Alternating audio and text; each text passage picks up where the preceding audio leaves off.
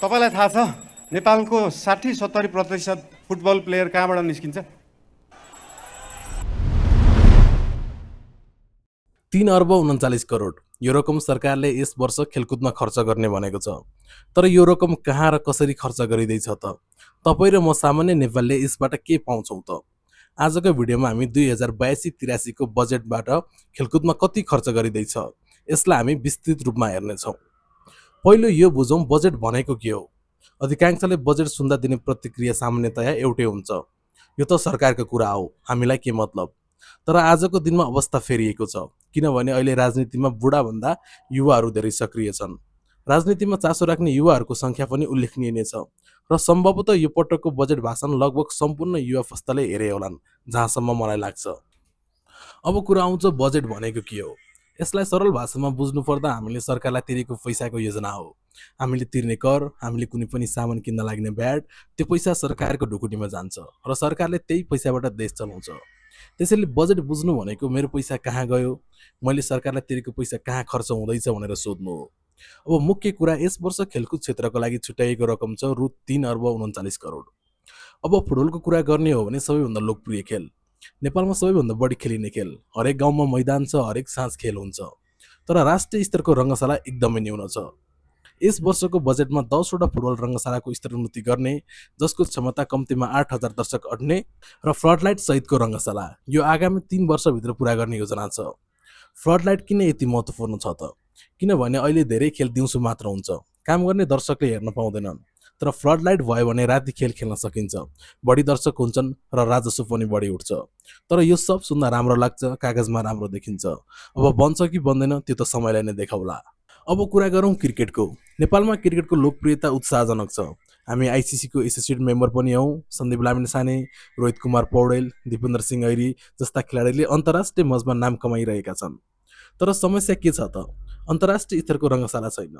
यस वर्षको बजेटमा भनिएको छ आगामी 5 वर्षभित्र 8 प्रमुख शहरमा आधुनिक क्रिकेट रङ्गशाला बनाउने र साथमा 3 ठुला परियोजनाको लागि डिजाइन रिभ्यू र इन्भेस्टमेन्ट प्लान तयार गरिनेछ। पहिलो मुलपानी क्रिकेट रङ्गशाला, दोस्रो गिरिजा प्रसाद कोइराला क्रिकेट रङ्गशाला र तेस्रो कैलालीको फाप्ला क्रिकेट रङ्गशाला। र सरकारले इन्डोर स्टेडियमबारे पनि चासो देखाएको छ। इन्डोर स्पोर्ट्स जस्तै ब्याडमिन्टन, बास्केटबल, भलिबल, बक्सिङ यी खेलका लागि कुनै सुविधा नै छैन। यस वर्षको बजेटमा भनिएको छ विराटनगर, लाहान, काठमाडौँ, पोखरा, बुटवल, सुर्खेत, धनगढी जस्ता शहरमा इन्डोर स्टेडियम बनाउने कुरा छ, जसको दर्शक क्षमता कम्तीमा 2000 र कार्यक्षमता 3 वर्षभित्र बनाउने। यसको सबैभन्दा ठुलो फाइदा काठमाडौँ बाहिरका खेलाडीलाई आफ्नै ठाउँमा सुविधा पाउने, खेलाडीले स्थानीय स्तरमा प्रशिक्षण पाउँछन्। यो सोच एकदम राम्रो हो, तर कार्यान्वयन हुन्छ हुँदैन हेर्न बाँकी नै छ। अब मुख्य कुरा, खेलाडीको लागि के छ त? रङ्गशाला बनाउनु मात्र पर्याप्त होइन, खेलाडी उत्पादन पनि उत्तिकै महत्त्वपूर्ण छ। यस बजेटमा खेलाडी विकासका लागि 2 महत्त्वपूर्ण कार्यक्रम छन्। पहिलो, सरकारले विद्यालयको आधारभूत तहदेखि नै प्रतिभावान विद्यार्थी छान्नेछ। छानिएका विद्यार्थीलाई आवश्यक सुविधासहित व्यावसायिक प्रशिक्षक दिनेछ। यो किन महत्त्वपूर्ण छ त? नेपालका अधिकांश प्रतिभावान खेलाडी ग्रामीण क्षेत्रका छन्। सुविधाको अभावमा उनीहरूले प्रशिक्षण पाउँदैनन्, प्रतिभा खेर जान्छ। तर यो कार्यक्रमले त्यो खाडल पूर्ण सक्छ। र अर्को कार्यक्रम भनेको अन्तर्राष्ट्रिय प्रतियोगितामा पदक जितेका खेलाडीलाई अवकाशपछि आजीवन निशुल्क स्वास्थ्य उपचार। यो सानो कुरा लाग्न सक्छ, तर खेलाडीको लागि यो ठुलो सुरक्षा हो।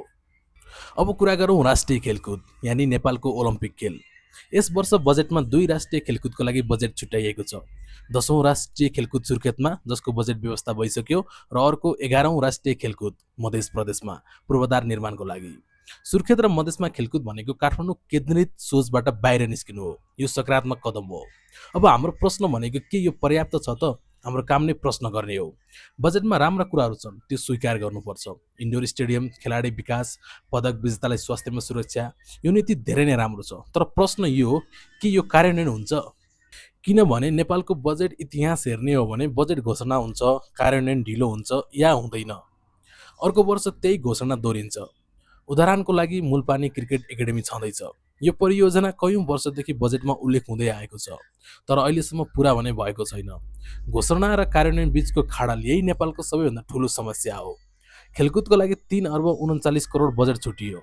रङ्गशाला बन्ने भए, इन्डोर स्टेडियम पनि बन्ने भए र खेलाडी पनि उत्पादन हुने भए। यो सब कागजमा राम्रो देखिन्छ, तर नेपाली जनताले चाहेको कागजको राम्रो होइन, जमिनमा देखिने परिवर्तन चाहिएको हो।